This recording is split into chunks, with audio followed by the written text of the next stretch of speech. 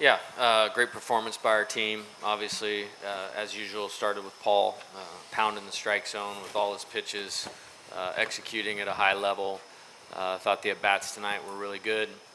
Had a good plan. Guys stuck to it. Got some good swings.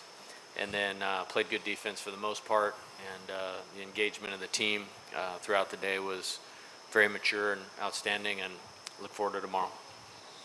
Okay, we'll take questions for the student athletes right here on the right. Yeah, Paul, right here. Just, walking off the mound there in the eighth inning, can you just talk about the emotions there and just kind of what this, year has meant playing at LSU in these moments? Yeah, I've gotten asked a couple times in the past couple weeks about what my expectations were coming in here. And it's not anything close. I wasn't expecting anything close to what I've received the past couple weeks, which has been, it's been it was an awesome opportunity to come here in the first place. Never thought that I'd be, receiving the love and all that from the fans that I've gotten in the past couple weeks, but it's so cool. Okay, I think we got one in the front here. Paul, the start of the game, you guys had to wait all day to play, and then to see all those people, and they were so loud to start at 9 o'clock. You're a very intense player, but did that rev you up any more than you might have thought you might be to start the game? Yeah, a little bit, but it always does. I think, especially coming into a game like this, you know that, the adrenaline's going to be high, and the emotions are going to be high. Everything, there are high stakes. But being able to, calm yourself down and, just go out there and execute, that's all you need to do. Right here, front right. Paul, part of the game plan for you today was it to be a little bit even more aggressive with your off-speed pitches and your breaking ball? Because we were just talking to Coach Nick, and that was one of the things that he noted with your performance today. Yeah, I mean, last time we faced them, I think I struck out 13 and 12 of them were on the breaking ball. And so, a lot of the time you just have to feel them out and understand what their game plan is off me, because it changes from week to week, and we're not totally sure what it's going to be going into the week. So we got a good feel for that early in the game, and then went out there and executed pretty well. Trey, from your perspective, what's it like to wait out a 7-hour rain delay, and how do you keep your focus as a hitter? I mean, it was huge for us, kind of, when we were in the locker room, the whole team was pretty much together. We were watching, other games going by, but Coach Johnson told us to stay locked in, and as soon as we get the window to go, to be ready. So he challenged us to make sure that we were ready. So we felt the need to go out there and show them that. Back middle. Yeah, Paul, just can you talk about the idea that the delay was to kind of preserve your start, the other pitcher's start, not just you specifically, but just the importance, I guess, of that, knowing that, that's kind of why we were in the situation we all were in. And did that add any pressure for you to go out and perform? No, not at all. The whole time I was, sitting in there for the delay is, all I was thinking is that, we're just going to get 11,000 or, I don't know how many people were at the game, but 12,452 people are going to go home and drink beer and then come back and be even louder. Back left. Ryan Black with the Courier-Journal. Paul, you noted the last time you faced UK, you had the 13 strikeouts against them, but also the 4 earned runs were the most any opponent has had on you this year. Did that at all add any extra motivation for you? Or, hey, it's already a super regional. I know it can't get really much more high stakes than that. I just didn't know if the Kentucky factor mattered to you at all about not letting them kind of do that to you twice.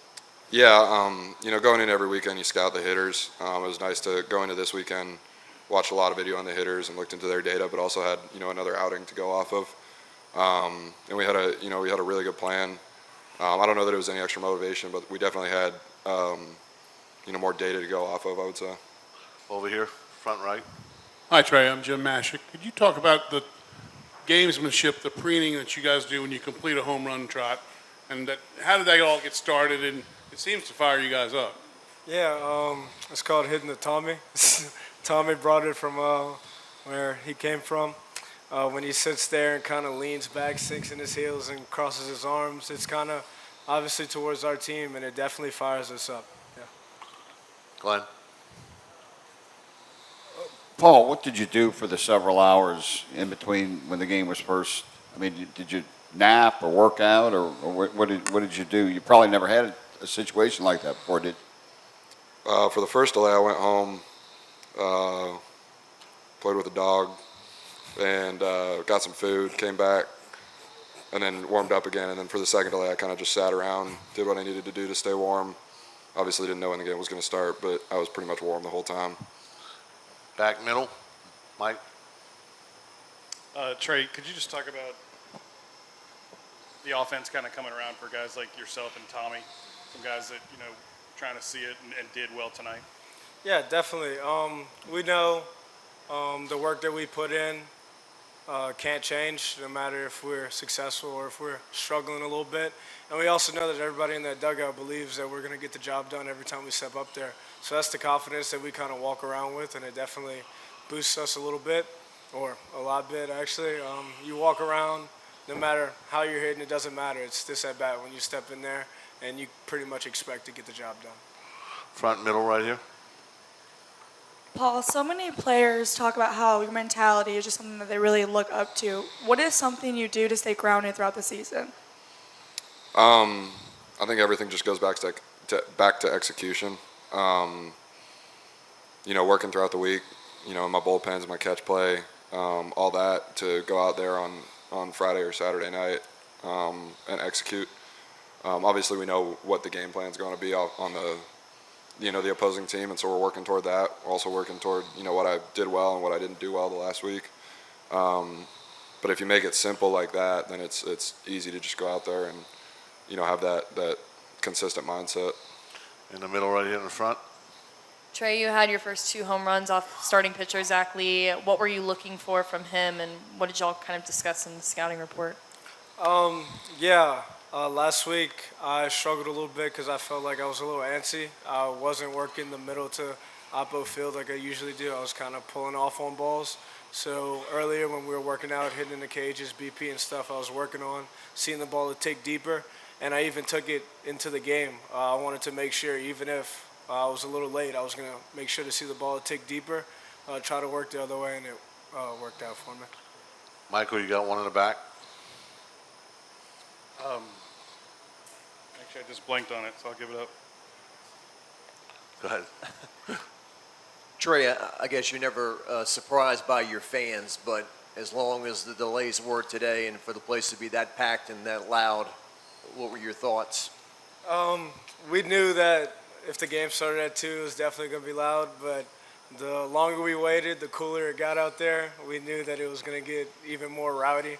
So once that window opened up and I kind of walked out the locker room onto the field and looked around, I was like, yeah, this is exactly what I was expecting. Okay, we'll go ahead and release this. Oh, you got one more question here in the front? We got one in the front here. Okay. Paul, as we're coming up, and the season's obviously ending, we're in postseason, but what's it been like at LSU, coming from the Air Force and this being a completely different community? It's pretty much the exact opposite. I was talking to somebody before I came over here. We averaged, I think, 150 fans last year when we were at home, and now we have 12,000 fans every game. It feels like, but it's been really cool to be welcome here and to enjoy the crowd. I was looking forward to this start for a while, knowing that it was going to be the last one at Alex Box Stadium, and it meant a lot. Michael? This is for both players. We can start with Paul. I know you will have a different approach than most people will probably think about, but you're 1 win away from Omaha. How do you control those emotions and playing tomorrow and performing? Yeah, the only thing that we have to do is execute, and then it's gonna work out. Coach talks about the standard above winning. If we do everything right and we execute to the best of our abilities, then it's all going to take care of itself. So it's a cool opportunity, but obviously got to come out tomorrow and just execute, and then we're gonna have a cool team trip to Nebraska. Trey? Yeah, as soon as we wake up tomorrow, today means nothing. We're gonna go out there and win one pitch at a time. Like, that's our motto. That's what we're going to go out there and do. Yeah, obviously we know what the end goal is. We know what the result could be, but we're not worried about the result. We're going to pretty much lock in on as many pitches as we can. Okay, anything else for the student athletes? Okay, we'll go ahead and let you guys go, and we'll open it for questions here. Ron in the front for Coach. Yeah, Jay, what was your, I guess, your thoughts this afternoon when you looked out your office window and there was just no rain all afternoon? We were like, what happened? Yeah, I didn't really think much about it, to be honest with you. I've said this before, when they tell us we can play, we'll play, and we'll play hard. You know, as you get older as a coach, you only focus on the things you can control, or I've tried to get better at that, and not good at it all the time, but yeah, I didn't really think much of it. Really good job by the administrators here in the tournament of communicating and all of that, and really, you know, the hat tip of the whole thing is to the fans, you know, for being here at 2 and ready to go. That's the earliest I've seen them in the ballpark for a game, which is awesome. And then to, you know, stick out a long day, you know, and then at the loudest I've ever heard this stadium is when we took the field for the first inning tonight, and that was special. Back row here. Yeah, Jay, right here. I think you mentioned earlier this week that you've never had a pitcher where you just know what you're going to get from him going into the game. Just what has Paul Skeens meant to this program for the last year, and just to have that kind of performance from him tonight? Yeah, I don't think you can quantify it. I think, you know, this has been a couple years in the making, you know what I mean? You know, from a different school to here, and the Friday night, the Saturday night, the 12 to 13 strikeouts a game, the 3 to 4 hits, the 0 or 1 run up on the board, and being able to count on that at the level we play at and the schedule that we play is, I mean, maybe somebody's done it before. I haven't really seen that. You know, Steven Strasburg is the only competitor as far as just execution and talent and domination that I've seen to this. And, you know, our team plays better because of him, you know, in terms of the physical performance, but we'd be here all night if I talked about the person. They don't come around like that. I mean, this is A-plus human being and character as it gets, and that's why the talent ascends to the level that it has. I mean, we're talking, you know, Michael Jordan, you know, type stuff. Front left. Hey Jay, Brett Martell with AP. So 6 home runs tonight, 132 in the year, which ranks 3rd all time in program history, I believe. Kind of with those 90 teams, I think a lot of people thought that wouldn't really happen again when the bats changed, but could you, I guess, give your perspective on those kind of numbers and what it means is going into the climax of the season? Well, it means a lot, you know, and I won't get into historical context a whole lot, but I mean, this is the Gorilla Ball program, you know, and I think about the teams that achieved those that have been, you know, maybe this team's close to. I mean, that's college baseball legends, you know, from you know, Coach Bertman to Eddie Furness, man, it just Todd Walker, you know, I'm sure they were part of those home run barrage teams. You know, that's pretty cool. You know, just I'm a baseball guy. I'm a college baseball guy. Like, I had no idea, you know, but that's pretty cool. Relative to these guys, there's talent. You know, there's real talent on that field, obviously. There's a lot of hard work, both in the weight room, in the batting cage, mentally, vision-wise, approach-wise, and it's our deal. You know what I mean? Like, it's our deal. We work really, really hard at it, and a lot of them it's been for 2 years, and it's really exciting and there's been a lot of nights like tonight with this team. You know, I mean, I think we've have more double-digit run games than anybody in the country this year, or close, and they're relentless at doing the things they need to do to perform like that, and you know, it's fun to watch when it happens like tonight. Right here in the front, Coach. It seems like some of these players, like Josh Pearson, Trey Morgan, are really hitting their stride. I mean, not that they haven't before, but in postseason ball. Why is that, and why do you think they're like selling right now at the right time? Yeah, it's a great question. I think when I think about those guys, I think about just the baseball part of it. They're both very pure hitters, but there's a competitive element to those two that is very unique. I never worry if either of them are ready to play. If either of them are lacking confidence, like that doesn't happen with those guys. I love left-handed hitters. Those guys are very pure hitters. They've done what we've asked them to do. They're prepared, and you're right. It's their time, and they're playing like it's their time. Right here in the back row. Yeah, Jay, I think you said earlier tonight during the broadcast that you hope that recruits and other players are watching because this environment and this kind of stuff doesn't happen all too often across college baseball. Can you just talk about what you think the impact of this particular team can have on the future of the program you're building here? Yeah, I think it's a special team. No question about that. I think anytime I've had a team that's been successful, what I try to do is take the things that were good from that team and emulate them in the program going forward. And really old players, in some cases, we have some future major league players. We have some young players that have really contributed to their success, but it's not quite their time right now. We have great leadership, and the two guys up here are a big part of that.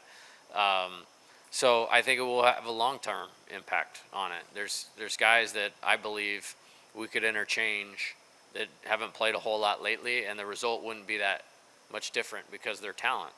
And if I'm a young player out there, whether it's a high school player or transfer portal, and I look at that stadium tonight, and I look at the energy in the ballpark, and I look at that, and I go like, that's a baseball team. And if I want to be a major league player, and I want to play in environments where you have a chance to go to the College World Series, this place is at the top of my list. And we're going to keep trying to facilitate that. Back, Michael.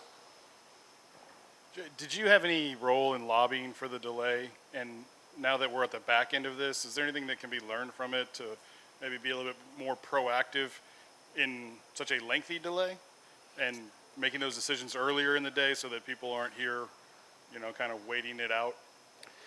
Yeah, I mean, I'm very comfortable with the process of what happened. I mean, this is as professionally run tournament as there is in college athletics. I mean, I don't have any knowledge of what the college football playoff looks like, but I would guess things are very, very similar. And, we have great committee or great administrators on the site. I think it's good that they have discussions with us. I think the communication was fine. The largest window of lightning was at 3 p.m. today. I mean, if you looked at it, and it was looked at from every angle. The National Weather Service was on a call with myself, my sport administrator, their coach, their sport administrator, all the games committee. And if you listened to that call, there would probably be a greater understanding of why we didn't start the game. And I'm very comfortable with it. And as I said earlier, this is a big job, you know what I mean? And this is an important job. And therefore, I focus on what I can control, which is the preparation of my team when they say go. And they didn't say go until 9:06. We tried a couple times, but it wasn't going to work. And if we're about safety, then we need to be about safety. If we're about fairness, we need to be about fairness. And I'm comfortable with all of that. I appreciate being communicated to in the fashion we were by the people from the NCAA.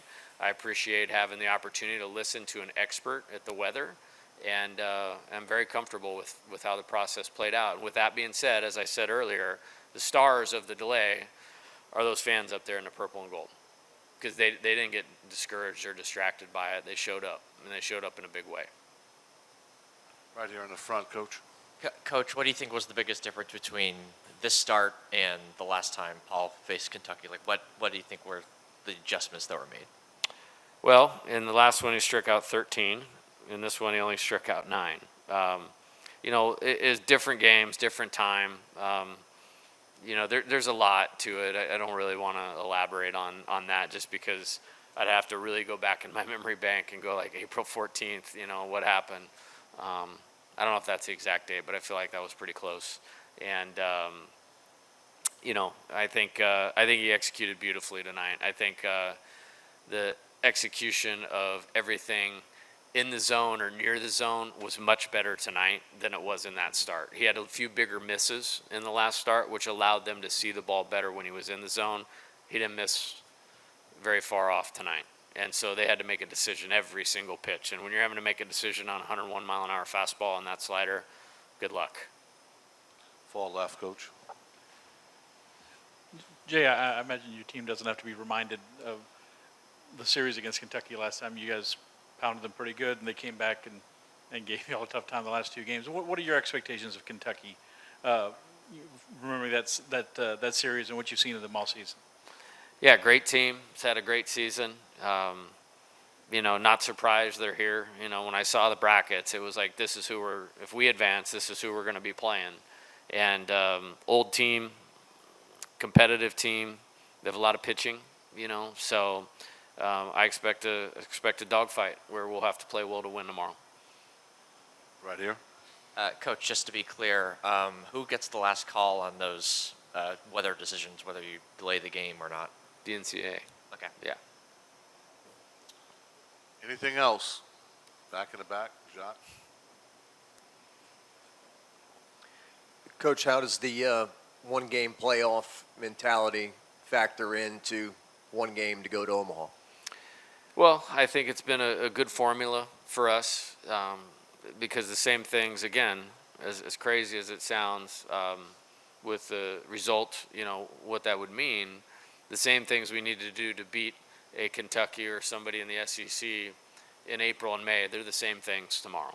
And these guys have the maturity to understand that. And you heard the word execution from those guys like 5 times tonight. And they know what it's about. And that's why they're here in this program, because they have talent and they have the right mind.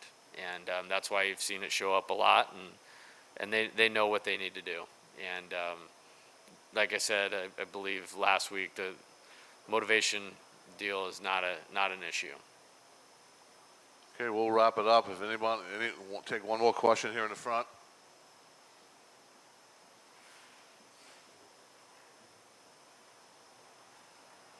Would you say that the mental part is sometimes more important than the physical part? Because if you're not, right with your head, you can't play the best? Yes, and I'll just go back to my first team meeting when I got the job. It's like we're going to work on mindset every day in this program. And it's so important in this sport.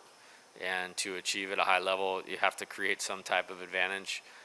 We have great talent, but it's still about the team that plays the best. And your outlook and how you frame things to get to peak performance is really important. So it's absolutely more important, especially at this time of year. All right, Coach. Thank you very much. Thanks, everybody, for their cooperation.